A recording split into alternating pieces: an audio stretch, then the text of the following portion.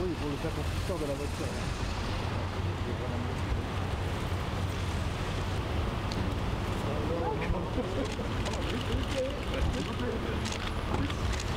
So I want to start with the Minister of Culture, who is in charge of the house here, and the Minister of Transportation. So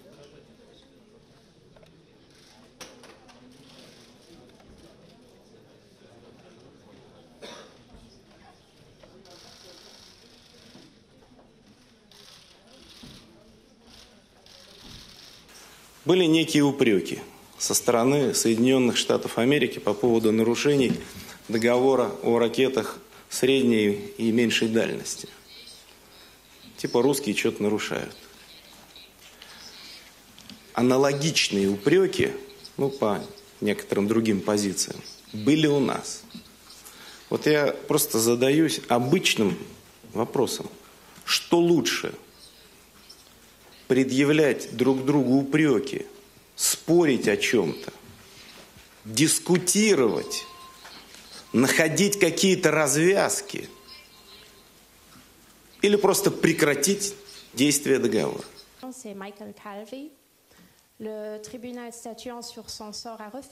Считаю, что это событие печальное. Это не означает, что нужно прекратить общение, но оно заслуживает максимального осуждения. Так вести себя нельзя.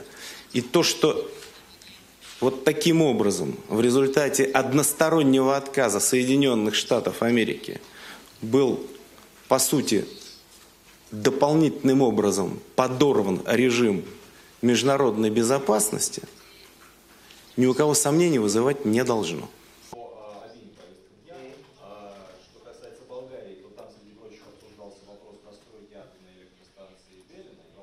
Nous avons abordé un nombre de dossiers qui ont fait que les situations et que la relation aujourd'hui avec l'Union européenne n'est pas facile, que ce soit la Crimée, que ce soit Skripal. Ce sont des dossiers qui aujourd'hui ont fait que les relations sont plutôt froides, voire gelées presque entre les uns et les autres. Et je pense qu'il est important de sortir de cette situation. Car actuellement, je dois vous dire que ma conclusion, c'est qu'on est tous perdants de cette situation. Il n'y a pas de gagnant. Il n'y a pas de gagnant. Celui qui pourra dire en tant que politique, oui, mais on n'est pas tant perdant que ça, c'est faux. On est tous les deux perdants, que ce soit l'Union européenne ou que ce soit la Russie.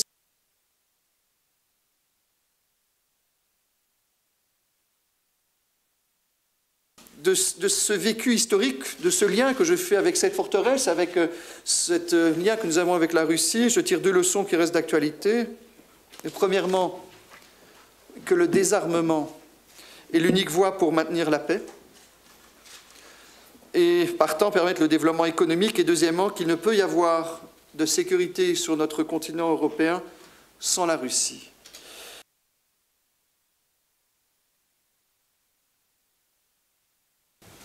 Je suis quand même inquiet de la situation, car il y a une érosion quand même des instruments légaux concernant la maîtrise de l'armement qui m'inquiète.